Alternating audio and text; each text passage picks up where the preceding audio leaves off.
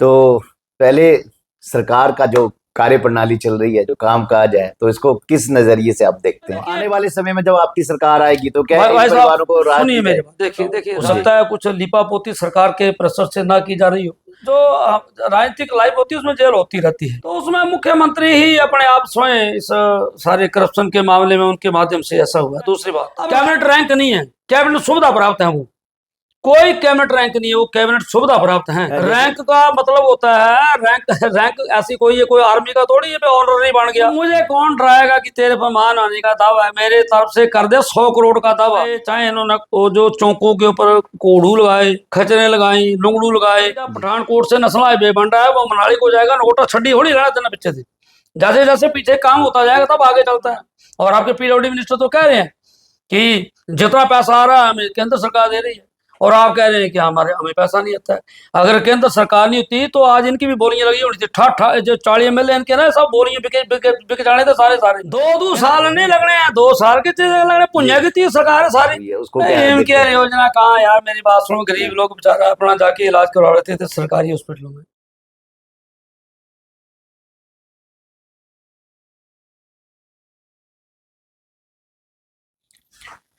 नमस्कार सभी को, पहली नजर के इस प्रसारण में आप सभी का स्वागत है। दोस्तों, मैं तमाम दर्शकों का दिल से धन्यवाद करना चाहूँगा जो आप ढेर सारा प्यार हमारी पहली नज़र के तमाम एक्टिविटीज़ को देते हैं, और इसके लिए आप शुक्रगुजार हैं और बधाई के पात्र हैं। आज एक शख्सियत कार्यक्रम में मेरे साथ, हमारे हिमाचल प्रदेश की बात करूं तो एक बहुत ही खूबसूरत शख्सियत हमारे साथ जुड़े हैं, जिन्होंने पूर्व 5 साल में हमारे नगरोटा विधानसभा क्षेत्र का जो है वो नेतृत्व किया है। वहाँ पर जो है बतौर विधायक उन्होंने सेवा की है। तो मेरे साथ जो आज हमारी हॉट सीट पर मौजूद हैं अरुण कुक्का जी, तो आपका बहुत बहुत स्वागत है। पहली नजर न्यूज में कथुरिया साहब के आज बारूम में मुझे आज आने का मौका मिला, और मैं सच में इनकी लेखनी में और इनकी पत्रकारिता के हम बड़े फैन हैं, और आज अपने आप को सौभाग्यशाली समझता हूँ कि आपके यहाँ आकर के मुझे भी लोगों के साथ, आम जनता के साथ रूबरू होने का मौका मिला। जी, आपका धन्यवाद। बिल्कुल। मैं आज सभी को बताना चाहता हूँ, अगर विपक्ष की बात की जाए तो मुझे लगता है कि अभी चंद चेहरे हैं जो बेबाक होकर जो है सत्ता प्रतिपक्ष का जो है वो दमदार तरीके से जो है वो सामना कर रहे हैं। उसमें से एक चेहरा हमारे साथ कुक्का जी है। तो आइए जानेंगे, खट्टी मीठी बातें करेंगे, क्योंकि आप हमारे साथ हैं। तो पहले सरकार का जो कार्य प्रणाली चल रही है, जो काम काज है, तो इसको किस नजरिए से आप देखते हैं? ऐसा है कि इसमें क्योंकि हम तो विपक्ष में हैं, और विपक्ष हमेशा कमियों की तरफ ही उसकी नजर होती है, और कमियां, विपक्ष का कार्य है कि कमियों को पक्ष के सामने रखे ताकि उन कमियों को दूर किया जा सके। सत्ता प्राप्ति हमारा कोई लक्ष्य नहीं है। सत्ता प्राप्ति लोगों की सेवा के लिए है। राजनीति लोगों की सेवा के लिए ही की जाती है, लोगों के अच्छे बुरे के लिए, नौजवानों के लिए रोजगार हो, आम जनता को खुशहाली हो। इस तरह से जहाँ तक विपक्ष का के नाते हमारी बात है, तो मैं समझता हूँ मैं ही नहीं, पूरे हिमाचल प्रदेश की जनता आज इस सरकार से, मौजूदा सरकार से दुखी है। निगम बोर्डों की बात ही करें हम, छोटी सी इसको ले तो लगभग 6,500 करोड़ घाटे के ऊपर इसमें चले हैं।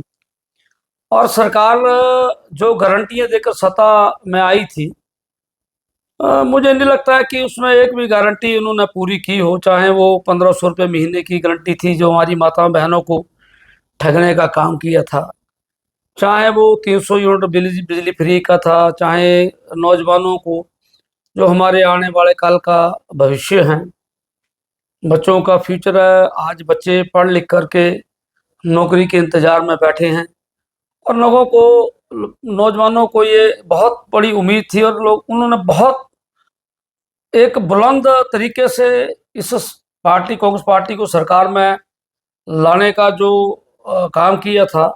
आज वो हताश और निराश हैं, जी। क्योंकि आज 3 वर्ष का समय पूरा होने जा रहा है, उसमें लगभग 3 लाख नौजवानों को रोजगार मिलना था। रोजगार तो क्या, दिन प्रतिदिन 1500 से ऊपर इंस्टीट्यूशन बंद कर दिए गए। अभी हाल ही में 300 कुछ पोस्टें हिमफेड की उन्होंने ख़त्म कर दी। तो इस तरीके से मुझे लगता है कि जिस तरीके से सरकार काम कर रही है, उससे सरकार मित्रों की सरकार है। हर कार्य में मित्र, चेयरमैनों की फौज, दिन आप भी चेयरमैन बनाए जा रहे हैं। जब आर्थिक स्थिति अच्छी नहीं है तो जो सरकारी तंत्र है उसके ऊपर अंकुश लगाना चाहिए। अ, अब ऐसा है, बाकी जनता है हिमाचल प्रदेश की जानती है, 300 यूनिट बिजली फ्री, 2 रुपये किलो गोबर की बात की थी। किसान बागवान, आज मैं शिमला में देख रहा था, जो बागवान है वो अपने ट्रकों के ट्रक सेब जो है वो फेंक रहे हैं। जी। तो हालात कहीं पर भी अच्छे नहीं लग रहे हैं। केवल और केवल मात्र अपने लोग, जो पार्टी के लोग हैं, उनको फायदे पहुंचाने की बात की जा रही है। और अभी हाल ही में देखा आपने केसीसी बैंक, जिसको मैंने कहा है कि कांग्रेस करप्शन बैंक के रूप में इसको जाना जा रहा है। तो कोई नलोटा इस पालपुर बैंक की बात ही नहीं है, किसी बैंक की बात नहीं। इससे पहले ऊना के जो सतपाल राजायता थे उनका, हमीरपुर के एक एमएलए थे उनका, सभी अपने लोगों के जो है उनको करोड़ों रुपए के फायदे पहुंचाने का नहीं, काम। आपने जिस तरीके से बुलंद आवाज उठाई है, तो सरकार के द्वारा क्या अभी तक कोई संज्ञान लिया गया है इस बारे में? देखिए, सरकार क्यों संज्ञान लेगी? सरकार तो तब संज्ञान लेगी अगर सरकार पारदर्शी होगी। जी जी। सरकार में ही तो जो विधायक हैं उनको तो फायदे पहुंचाए जा रहे हैं। देखिए, मैं आपको थोड़ा सा इसमें ब्रीफ में बताऊंगा, क्योंकि अब मामला ईडी के अधीन है और मैं ईडी के संज्ञान में भी कुछ चीजें लाना चाहूंगा। हो जी। सकता है कुछ लिपापोती सरकार के प्रेशर से ना की जा रही हो। मेरा किसी से कोई बैर विरोध नहीं है। मैं एक विपक्ष का पूर्व में विधायक रहा और विपक्ष की जिम्मेवारी को निभा रहा हूँ अपने विधानसभा क्षेत्र के अंदर और प्रदेश के अंदर। जहाँ भी ऐसे भ्रष्टाचार की बात आएगी, तो क्योंकि हमारे यशस्वी प्रधानमंत्री श्री नरेंद्र मोदी जी और जो हमारे गृह मंत्री हैं श्री अमित शाह जी, और हमारे राष्ट्रीय जो अध्यक्ष हैं, जो हिमाचल प्रदेश की आन बान शान आदरणीय श्री जगत प्रकाश नड्डा जी, उनके मार्गदर्शन में हमने बहुत कुछ सीखा है। और भारतीय जनता पार्टी एकमात्र उद्देश्य यही लेकर आई है कि भ्रष्टाचार मुक्त शासन दिया जाए, और भ्रष्टाचार जहां होगा उसके खिलाफ प्रखर आवाज भी उठाई जाए। जैसे आपने आवाज उठाई है, जी। तो जैसे क्योंकि सोशल मीडिया पे वो बातें वायरल हो रही है कि वन टाइम सेटलमेंट होती है, मैं आपको, लेकिन मैं एक चीज बताना चाहता हूँ कि वन टाइम सेटलमेंट जो है, ये क्या आला चेहरों के लिए होती है? आम जन के लिए वो वन टाइम सेटलमेंट क्यों नहीं होती है? आम जन के लिए 2-3 लाख का भी लोन हो तो उनकी कुर्कियां तक हो जाती नहीं, हैं। वन टाइम सेटलमेंट एक अलग विषय, उसके ऊपर हम आते हैं। लेकिन अभी तक तो मैं, जो मुख्यमंत्री जी की धर्मपत्नी चुनाव लड़ी हैं जी, उनके चुनाव के दौरान महिला मंडलों को जो 50-50 हजार रुपए की राशि आवंटित की गई केसीसी बैंक के माध्यम से, तो उसका मतलब कि मुख्यमंत्री जी के पास विभाग है ये, तो स्वयं मुख्यमंत्री भी इसमें इन्वॉल्व है। और मुझे लगता है कि ये जो केस है वो अभी जो वहाँ के पूर्व में 2 बार आजाद प्रत्याशी के चुनाव में जीता उन्होंने, होशियार सिंह जी, इसको इलेक्शन कमीशन के पास भी लेके जा रही है और इस पर कोर्ट में भी वो जा रहा है। तो उसके, क्योंकि अदालतों में, माननीय न्यायालयों के अंदर इसके डिसीजन हो जाते हैं, क्योंकि उसमें बचने की कोई गुंजाइश है नहीं बची हुई। और मैं समझता हूँ, मैं माननीय अदालत न्यायालय से ये भी कहूँगा कि कमलेश जी को के चुनाव के दौरान वो हमारी भाभी जी हैं, क्योंकि मेरे सुखदेव से सुक्खू जी के साथ ही बहुत अच्छे संबंध रहे हैं। जब हम कांग्रेस में थे तो हम इकट्ठे जेल में भी रहे हैं। तो अच्छा, जेल की हवा खाई है? हाँ, जो राजनीतिक लाइफ होती है उसमें जेल होती रहती है। तो जेल कोई, हमें किसी, हमने कोई क्राइम नहीं किया तो उसके लिए नहीं, लेकिन राजनीतिक हो जाती है कि वह धरना प्रदर्शन करते हैं उसमें प्रदर्शनों में, तो उसमें मुख्यमंत्री ही अपने आप स्वयं इस सारे करप्शन के मामले में उनके माध्यम से ऐसा हुआ। दूसरी बात, अब राजनीति में देखिए, आने वाले समय में जब आपकी सरकार आएगी तो क्या भाई परिवारों को राहत सुनिए दी मेरी जाएगी? बात, देखिए राजनीति में हम लोग जो हैं, मैं 5 वर्ष विधायक रहा हूँ जी। और ये माता ब्रजेश्वरी के चरणों में बैठा हूँ। इस तरह माँ चमुंडा है, हमने कभी किसी से 1 रुपए की बेईमानी नहीं की है। 5 वर्ष विधायक रहने के बावजूद मैंने 1 इंच जमीन नहीं खरीदी है। 5 वर्ष विधायक रहने के बावजूद मैंने एक ईंट अपने घर में नहीं लगाई। जो मेरे पिताजी 3 कमरे, एक रसोई, 2 बाथरूम छोड़ के गए थे, वही मेरे पास है। आज भी जो पोजीशन पहले थी वही पोजीशन आज है। अब हम भी राजनीति में ऐसी चीजें कर सकते थे। 1000 करोड़ रुपए के काम मानिए पूर्व मुख्यमंत्री श्री जयराम ठाकुर जी के आशीर्वाद से मैंने अपने विधानसभा क्षेत्र के अंदर करवाए हैं। आपके साथ लगता टांडा मेडिकल कॉलेज है, इसमें कम से कम 150-200 करोड़ रुपए के काम मैंने करवाए हैं।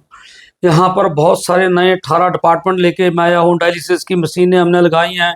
मदर चाइल्ड हॉस्पिटल का 47 करोड़ मैं लेके आया था। माननीय मुख्यमंत्री जयराम ठाकुर, श्री विपिन परमार जी और पवन राणा जी के सहयोग से हम दिल्ली में नड्डा जी से मिले थे। इसका फाउंडेशन स्टोन हुआ था।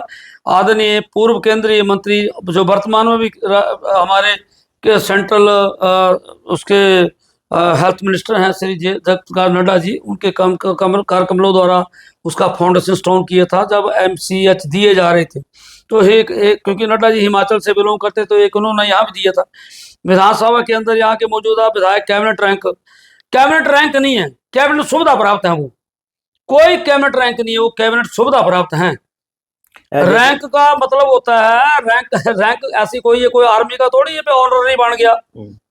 आर्मी होते हैं ऑनररी कैप्टन, ऑनररी सूबेदार होते हैं ना। तो ये बेवकूफ बनाने की बात है। सब पैसे के लेन देन से बने। कैबिनेट रैंक भी इनके जो कुछ मिल रहा है इस सरकार में, ये सरकार जो है, जो ICC है हमारी इंडियन कांग्रेस कमेटी जो है, उसका ATM है हिमाचल प्रदेश और कर्नाटका।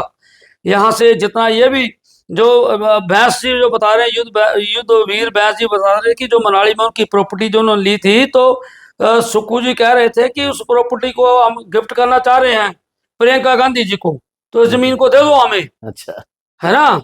तो आप सोचिए कि क्या हालात हैं कि हाईकमान को पैसा भेजने के लिए किस तरीके से। इसमें भी 100% मैं तो उसमें हाईकमान को भी लपेटे में लेता हूं कि ये पैसा हो सकता है कि इसमें जो घपड़ेबाजी करके जो कि, क्योंकि अगर ये बैंक की ऑक्शन होती, इसकी प्रॉपर्टी की, अगर इस बैंक की सॉरी इस होटल की ऑक्शन होती, इतना बड़ा होटल है ये, उसमें बैंकेट हॉल है 35-40-42 उसमें रूम है और बड़ी अच्छी पोजीशन का है, प्रॉफिट में चला हुआ है। इसको होटल चेन से मिला दिया गया है। ये जो सरोवर पोर्टिको के अधीन कर नहीं सकते बैंक की बिना परमिशन के, तो सारा गोलमाल चला हुआ है।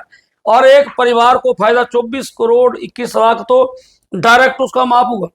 उसके अलावा वो 70 करोड़ का बिकता तो कितना 21 करोड़ का आपको 50 करोड़ की प्रॉपर्टी का 50 करोड़ का फायदा हो गया। 80 करोड़ का बिकता 60 करोड़ की फायदा हो गया। 100 करोड़ भी का नीलामी में जा सकता था। अगर 100 तो 80 करोड़ का फायदा हो गया। अब 80 करोड़ या आप 70 करोड़ ही रखो, उसमें 70 करोड़ की जो हमारी रजिस्ट्रेशन फीस, रेवेन्यू फीस जो और स्टाम्प ड्यूटी है, वो करोड़ों रुपए में जानी थी, सरकार को मिलनी थी। सरकार को भी घाटा हो, सरकार जनता की है। ये कोई सुखविंदर सिंह सुक्खू की या हमारी सरकार नहीं होती है कि हमारे घर की सरकार है। ये लोगों द्वारा चुनी सरकार होती है। लोग ही सरकार को चुनते हैं। लोग बहकावे में आ गए, झूठी गारंटियों में आ गए। उन्होंने झूठी गारंटियों में करके लोगों इस पार्टी को 0.9% से समर्थन दिया। अब मेरे विधानसभा क्षेत्र में इन्होंने गाड़ियां भर भर करके, ये कोई भलेही माता ले गए, कोई बाबा रुद्रनाथ ले गए, कोई मनाली अडिम्बा ले गए, तो घुमाया। महिलाओं को जब घुमाया तो उनको लगा कि नहीं देखो हमें पहले घुमा रहे हैं, बेरोजगार यात्रा के नाम पर ले गए। अब रोजगार तो मिला नहीं। अब कह रहे हैं कि जी हम बद्दी में भेज रहे हैं। अरे जिसने जाना बद्दी में तो अपने आप चल जाते हैं। हमने तो पक्की नौकरियां दी अपने समय में। लोगों को ठग कर इन्होंने सारी राजनीति की, और आज ये मेरे ऊपर कह रहे हैं कि मैं इनके ऊपर 10 करोड़ का दावा करूंगा। माना नहीं का, मेरे पर 10 करोड़ छोड़ के 20 करोड़ करें दावा जी। मेरे पास जो कुछ है मेरा वही है, क्योंकि हमने सीखा है, अपनी कहानियों पढ़ा है कि भगत सिंह और राजगुरु सुखदेव जिन्होंने कुछ नहीं लेना था अपने जीवन में, देश के साथ प्रेम था उनको, तो उन्होंने अपनी कुर्बानियां दी, फांसी के तख्तों के ऊपर झूल गए। जिस चाकू रख के साइयां मार सके ना कोई, तो मुझे कौन डराएगा कि तेरे पर मान आने का दावा है। मेरे तरफ से कर दे 100 करोड़ का दावा। इनके पास एक DDR कानूनी नंबर कार होती थी हरे रंग की, और एक HI के 400 नंबर जीप होती थी, और एक और गाड़ी होती थी फेयर टाइप, वो ये। तो अब आप सोचो कि थानुओं से पहले अपना बताया प्रॉपर्टी क्या थी। जितनी पल्ली तरफ जमीन ली है, जहाँ लोन शोन बनाए उन्होंने, बहुत बड़े बड़े लोन, जनता की नजर में आना चाहिए जब ऐसी बातें कर रहे हैं वाली परिवार को। और वाली साहब जब पहली बार बने तो 15 दिन के बाद धूमल साहब मुख्यमंत्री बन गए थे। चलो उन्होंने जिस तरीके से किया, और फिर 2 बार मंत्री भी रहे। उसके बाद ये सारी प्रॉपर्टियां आई, कहाँ से आई, ऐसे कौन से बिजनेस आए, कहाँ से सारा कुछ आया। आज इतने करोड़ों रुपए की प्रॉपर्टियां, जो होटल धर्मशाला में लिया हुआ हयात के साथ अटैच है, मनाली में, फॉरेन में भी कहते हैं इनकी प्रॉपर्टीज है। सारी प्रॉपर्टी मैंने कुछ पीछे बताई थी, प्रॉपर्टीज इनकी लिस्ट थी। अभी बाकी लिस्ट में मैं करूंगा। पहले मेरे ऊपर मानहानि का दावा कर दे, ताकि मैं बाकी चीजें खुल के थोड़ा जनता के सामने लाऊं। 1998 हमने बहुत मेहनत की है। बाली जी को एमएलए बनाने के लिए हमने दिन रात एक किया था। आज मजे उनके सपुत्र ले रहे हैं। हमें क्या मिला? अगर मैं आज चुनाव ना लड़ता तो शायद मैं कभी एमएलए नहीं बनता। तो नोटा की जनता का मैं इस जीवन में नहीं, अपने 7 जन्मों तक अगर जो मैंने देखे नहीं है, मैं तो कर्जदार हूँ। और मैं सोचता हूँ कि कुछ ना कुछ इन सब के लिए करूँ। जैसे आपने जिक्र किया टांडा हॉस्पिटल का, लेकिन नगरोटा अस्पताल का क्या भविष्य है? देखिए, उसको किस नगरोटा नजरिए से देखते बगुआ हैं? का जो हॉस्पिटल है, जी। उसको नगरोटा बगुआ में स्वास्थ्य सेवाएं जो थी वो बिल्कुल चरमरा गई थी। जो हॉस्पिटल था वो बिल्कुल जर्जर हालत में हो गया था। उसमें मैंने लगभग 1.5-2 करोड़ रुपया दे करके उसको रेनोवेट किया। सारा उसका अंदर सारी पूरी सीलिंग करके, बाथरूम वगैरह सारे बहुत बढ़िया बना करके उसको रेट्रो फिटिंग करवाई मैंने चंडीगढ़ से। पीडब्ल्यूडी को बोला कि इसकी, उन्होंने मेरे को बताया कि रेट्रो फिटिंग होनी है। तो चंडीगढ़ से आते थे रेट्रो फिटिंग करने के लिए। जो पत्थरों की चढ़ाई थी उसके अंदर मशीन डाल करके पैकिंग करते थे, पुराना सीमेंट निकालना और नहीं वहाँ पे।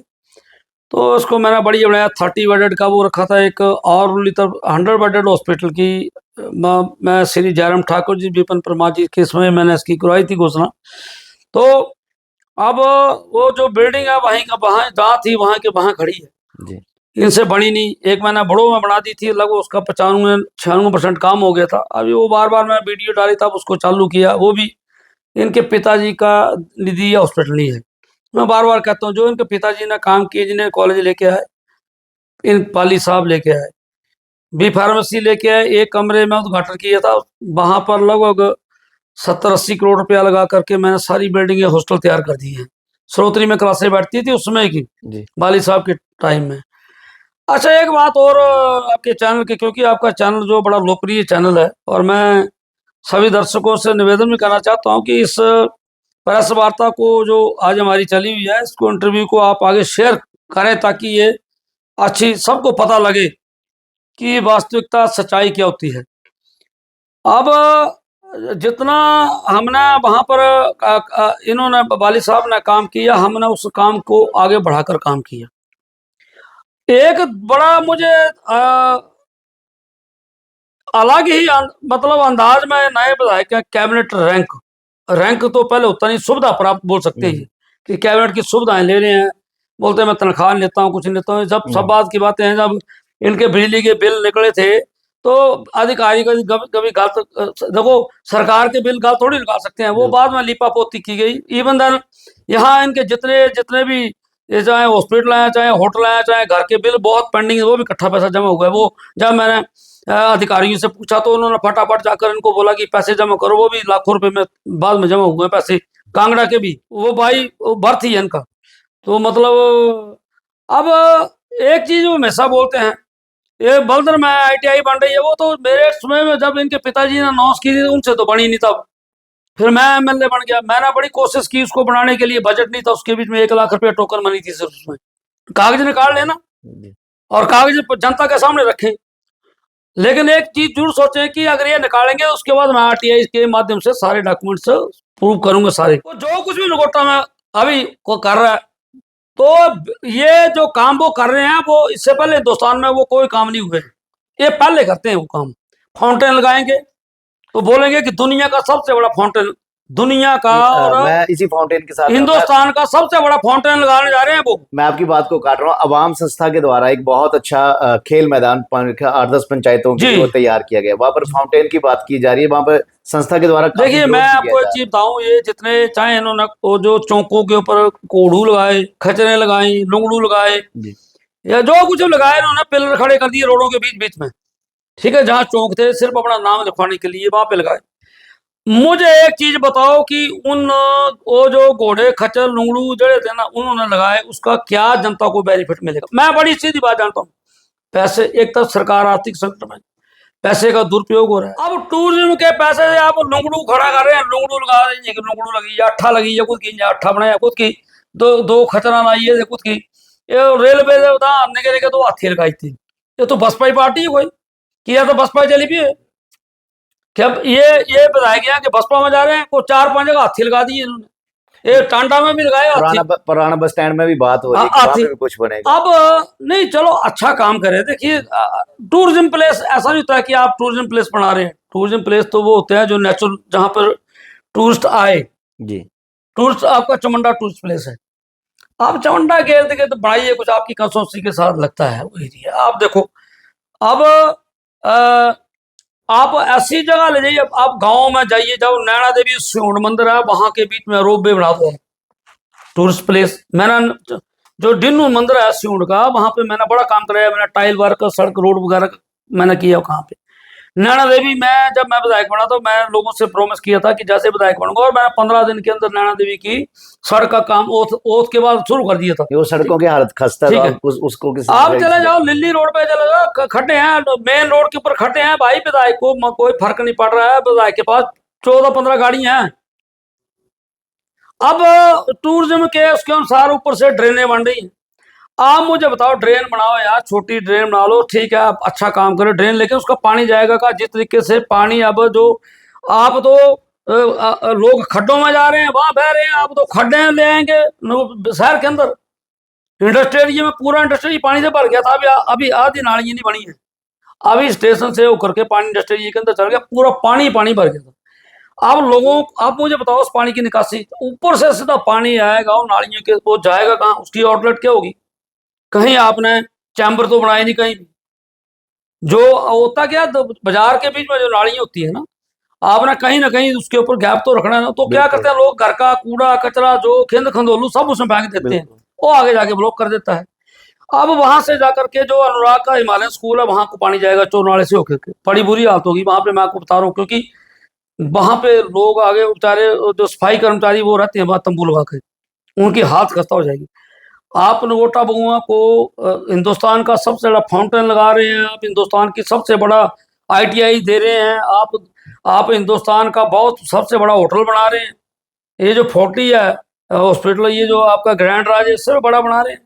ऐसा कुछ नहीं है। देखिए बहुत बड़ा एक भ्रष्टाचार का काम इस कांग्रेस सरकार के अंदर चला है। टूरिज्म के तहत जो 12 हाई माननीय उच्च न्यायालय ने होटल करने लगे थे नीलाम, जो उनको इस टूरिज्म से ले रहे थे, उसमें हिमाचल भवन वो लगभग 1,000 से ऊपर 1,000 करोड़ से ऊपर की प्रॉपर्टी है। वो 17 करोड़ में जानी थी, और सारा इन्होंने ताना बाना बुना हुआ था। इन्होंने अपना एक ग्रुप बनाया हुआ था, ये सारे के सारे होटल लेने थे। ये एक ऐसा तरीका इन्होंने बनाया था कि ऐसे तरीके से इन्होंने गोलमाल किया था कि सारा इन्होंने खरीद लेना था। ये राजनीति करने के लिए नहीं आए हैं, केवल व्यापार करने के लिए आए हैं, इन्होंने पैसा कमाना है। अब बालीजी 60 वर्ष की आयु में चले गए, क्या लेके गए? अब पैसा इतना आपके पास पड़ा है भाई, आप गरीब लोगों के लिए काम करो। बहुत बड़े अपने आप बोलते हैं कि मैं कोई सुविधा लेता हूँ। कोरोना काल के अंदर आपके पास इतना बड़ा 40 हॉस्पिटल था, मुझे एक पेशेंट बताओ आपने जिसको वेंटिलेटर फ्री दिया, मुझे एक पेशेंट बताओ जिसकी कोरोना काल में आपने आपने कोई मदद की है। आप बोलते हो तो बहुत, मुझे एक नाम परिवार बताओ जिसको आपने राशन की किटें दी। मैंने हर पंचायत के अंदर 10-15, 15, 20 राशन की किटें, जिसमें सब कुछ, दाल आलू चावल दाल तेल मिर्च सब दिया मैंने हर विधानसभा हर पंचायत के अंदर सैनिटाइजर की 3-3 बार सप्लाई दी है, 10-10, 5-5, 10-10 लीटर की।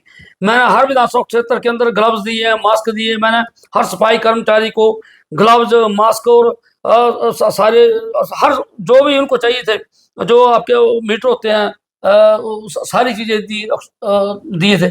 ऑक्सीजन कंसंट्रेटर मैंने दिए। हमने हमने तो, मेरे पास, मैं तो गरीब आदमी था, मैंने कहाँ से लाना था? लेकिन आप तो हजारों करोड़पति हैं, आपने क्यों नहीं मदद की कोरोना काल में? आप कितने लोगों के घर में गए? आपको पता था पिताजी बीमार है, मुझे आगे संभालनी भागदौड़, तो आप जाते लोगों के घर में जाके, कोरोना पीड़ितों जहाँ डेथ हो जाती है वहां उनके बाद जाते।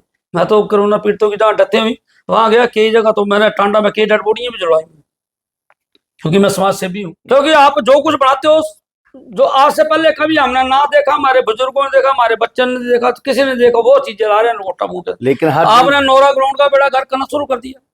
जो बच्चों ने और वहां के लोगों ने अपना खून पसीना लगा करके सारे पत्थर, एक एक पत्थर को उठा उठा कर खड़ के साथ, एक तरफ आपकी सरकार बोल रही है कि कंस्ट्रक्शन वर्क जो भी होंगे, चाहे वो किसी भी तरह के होंगे, खड्डों के हम नजदीक कहीं भी नहीं करेंगे, 50-100 मीटर नजदीक नहीं जाएंगे। दूसरी तरफ आप होटल बनाने जा रहे हैं टूरिज्म का। इससे पहले आपने मसल खड़ के ऊपर इंजीनियर कॉलेज बना दिया था। अगर उसके लिए मैंने करोड़ों रुपया दे करके वहां पे फेंसिंग नहीं करवाई होती, मैंने क्रेट बाल वगैरह नहीं मैंने दिया, वो पैसा टी क्यू से पैसा लेके आया था मैं, तो हर बार तो वो बह जाता था, ट्रांसफार्मर, बिजली के पोल सब तो बह जाते थे, इंजीनियर कॉलेज के अंदर पानी घुस जाता था। मैंने वहां पर फेंसिंग के लिए, तो उस समय ये हमारे विक्रम सिंह जी थे मंत्री टेक्निकल एजुकेशन के, मैं उनके पास जयराम ठाकुर जी के पास बैठा, मैंने कहा सर ये कॉलेज है बच्चों के भविष्य की बात, जीवन की बात है, अगर यहाँ पर हम नहीं बनाएंगे, क्रेड बॉल नहीं लगाएंगे और फेंसिंग नहीं कर पाएंगे, तो किसी से कॉलेज में कुछ भी अनो नहीं कर सकती है लोग, क्योंकि पानी इस तरफ से लगा, पार लोगों की जमीनें बह रही थी, डूमनोराम वगैरह की सबकी जमीनें चली गई थी। तब जाकर के उसके लिए करोड़ों रुपया करके मैंने उस इंजीनियरिंग कॉलेज को बचाया है, जो आपने खड्ड बना। अब आप खड्ड में जाके होटल बनाने लगे हैं। आप होटल बनाना है, अगर आपको बहुत ही बड़ा होटल बनाना है, टूरिज्म को डेवलप करना है, चमंडा में क्यों नहीं बनाते आप? क्योंकि चमंडा में आपके पास प्रॉपर्टी, आपने जमीन खरीदी हुई है, वहां पे आपने अपना होटल बनाना है। आप टूरिज्म का क्यों बनाएंगे वहां पे? चमंडा में तो बनाएंगे आप अपना होटल, जहां आपने आपके पिताजी ने जमीन खरीद के रखी 35-40 कनाल, वहां आप उसकी तरफ पुल भी बना रहे थे, जिसको मैंने डाइवर्ट कर दिया था। वहां पे एक पुल बन रहा था 75 लाख रुपए का, जिसको मैंने डाइवर्ट करके जो शमशान घाट को जाती सड़क उससे मिला दिया था। वो तो आपकी जमीन को जा रहा था पुल। सरकारी पैसे को तो आप अपने प्रॉपर्टी के लिए खर्च करते हो। आपने करोड़ों रुपए की जमीन जो थी, जो टांडा मेडिकल कॉलेज में जो आपके अपने परिवार रिश्तेदार की, उनको करोड़ों रुपए, बाकी लोगों को क्या मिला? आपने बोला था कि टांडा में जिन जिन लोगों की जमीनें जाएंगी उन सबको हम टांडा में नौकरी देंगे, कोई माली लगाएंगे, चौकीदार। मुझे बताओ टांडा में कितने माली चौकीदार लगाए आपने? आप लोगों से झूठ क्यों बोलते हो?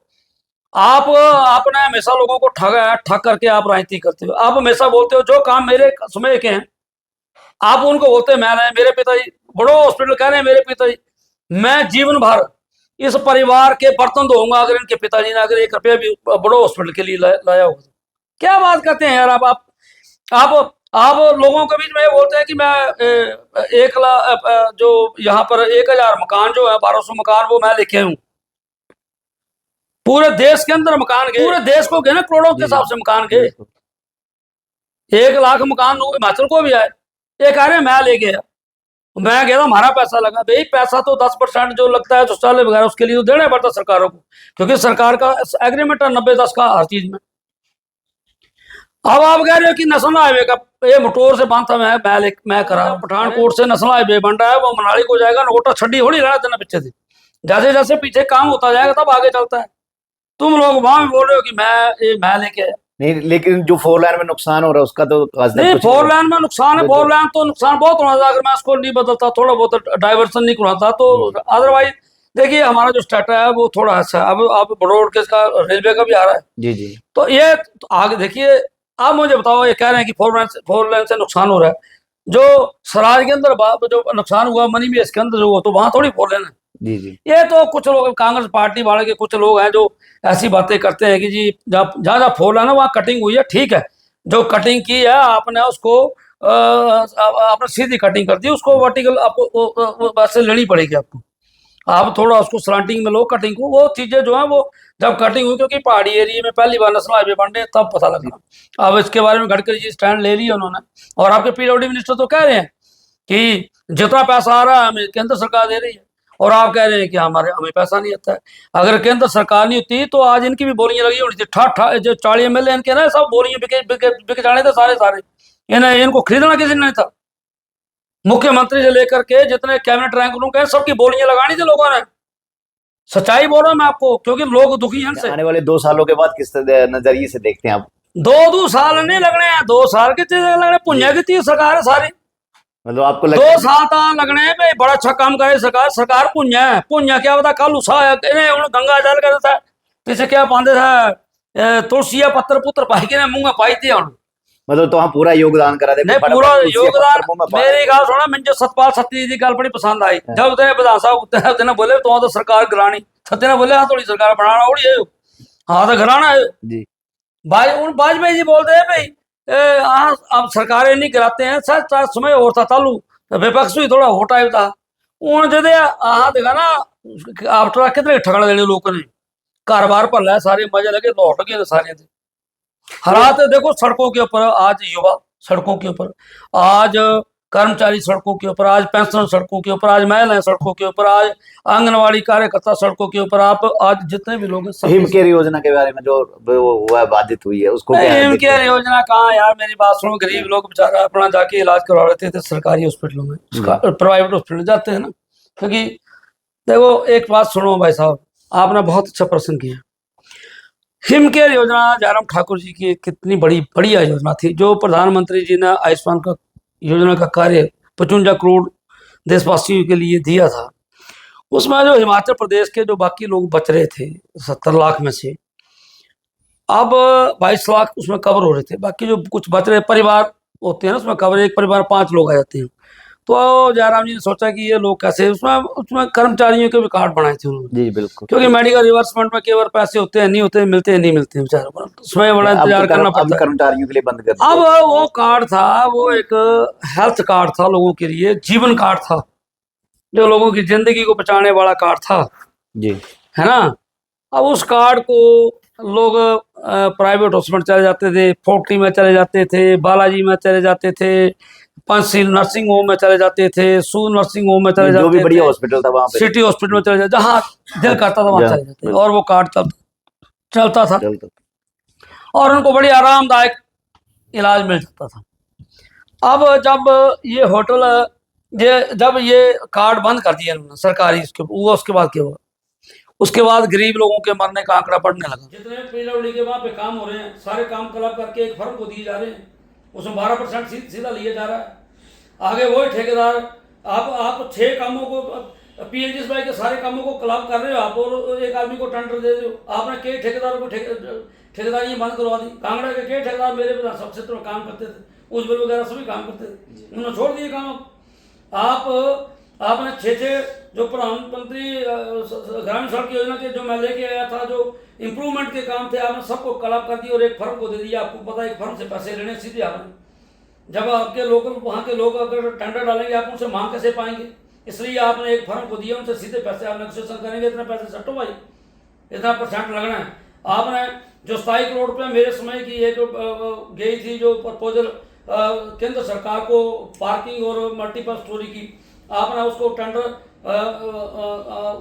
जो लोगों के कॉन्ट्रैक्टर अब उनके टेंडर कैंसिल करवा दिया आपने क्यों करवाए आपने डे बोर्डिंग जो टेंडर हुआ था वो आपने उसको कैंसिल करा दिया अपने चेहते को देना दो ना आप हम मना थोड़ी कर रहे हैं देने चाहिए जो कार्यकर्ताओं को दो लेकिन आप सबको गोलमाल क्यों कर रहे हो आपने ग्राउंड का बेड़ा कर दिया नेहरा ग्राउंड को आप लगे करने गांधी ग्राउंड का बेड़ा कर दिया आपने अटवा बताड़ो ग्राउंड का जो गरीब के बच्चे खेलेंगे तो दौड़ेंगे जो भर्ती के लिए वहाँ पे दौड़ लगाएंगे वो क्या सड़कों के ऊपर दौड़ेंगे उन्होंने ग्राउंडों के ऊपर नहीं दौड़ना ग्राउंडों के ऊपर नहीं दौड़ना हमने भी भेजी थी प्रपोजल इसकी स्टेडियम की इसकी SPCA को जो नोरा ग्राउंड है उसकी ताकि बच्चों को ग्राउंड ही मिले लेकिन आप तो वहाँ पे बिजनेस क्योंकि आपका सिस्टम है आपने ऐसे लोगों को वो होटल भेजने हैं जिससे पैसे मिलने हैं आपको तो जगह नजर आनी चाहिए कि ये खाली जगह अच्छा मैं देखता हूँ वाह यह बन जाएगा होटल यार मरना मेरे को 10-15 करोड़ रुपए का फायदा होना आप उस 15 करोड़ के फायदे के लिए आप वहाँ की 18 पंचायतों के बच्चों का बेड़ा गर्क कर रहे हैं आप उन बच्चों की जिंदगी को उन बच्चों ने वहाँ पे खेलना है दौड़ना है कूदना है उन्होंने भर्ती के लिए वहाँ पे प्रैक्टिस करनी है एक्सरसाइज करनी है जो अब गरीब बुजुर्ग लोग शाम को वहाँ सैर करने आते हैं तो आप सभी ने आज अरुण मेहरा कुक्का जी जो कि हमारे नगरोटा विधानसभा क्षेत्र से पूर्व विधायक रहे हैं उन्होंने किस गर्मजोशी के साथ किस उम्दा के साथ जुनून के साथ जो है हिमाचल का जो है पक्ष रखा अपना नगरोटा विधानसभा क्षेत्र की बात रखी विकास की बात रखी और हर चीज़ को जो है उन्होंने पूरे उम्दा तरीके से जो है वो गिनाया है आज इस पहली नज़र के मंच पर। तो आप सभी से गुजारिश रहेगी कि हमारी इस थीम को ज़्यादा से ज़्यादा शेयर कीजिएगा लाइक कीजिएगा। आप सभी को बहुत बहुत धन्यवाद। जय माता दी, जय हिमाचल, और फूका जी आपका बहुत बहुत स्वागत है। आपका भी धन्यवाद। इंटरव्यू लंबा हो गया, लेकिन मैं साथियों से जरूर निवेदन करूंगा कि इसको पूरा सुने भी और शेयर भी करें।